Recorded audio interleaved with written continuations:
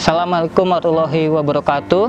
Kami tim Laboratorium Pakan Alami Balai Perikanan Budidaya Air Payo Ujung Bate akan memberikan informasi terkait kegiatan yang kami lakukan untuk mendukung meningkatkan produktivitas di Balai Perikanan Budidaya Air Payo Ujung Bate. Keberhasilan pembenihan ikan kakap putih, udang windu maupun udang paname sangat bergantung pada ketersediaan pakan alami. Pakan alami diberikan untuk memenuhi kebutuhan pakan pada stadium larva dari masing-masing tim pembenihan.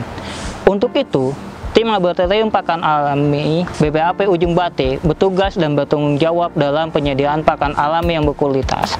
Adapun jenis pakan alami yang kami produksi antara lain Nanocalypsis sebagai pakan alami ikan kakap, Sclerotenema serta Cetiosaurus untuk pakan udang paname dan udang windu.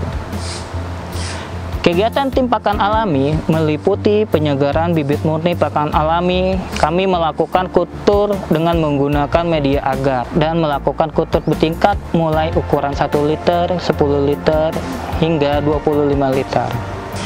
Pakan alami yang kami produksi dimanfaatkan oleh tim pembenihan ikan kakap dan pembenihan udang faname serta udang windu di lingkup BPAP Ujung Bate. Selain itu, kami juga menyediakan bibit pakan alami bagi masyarakat yang memiliki hatchery skala rumah tangga.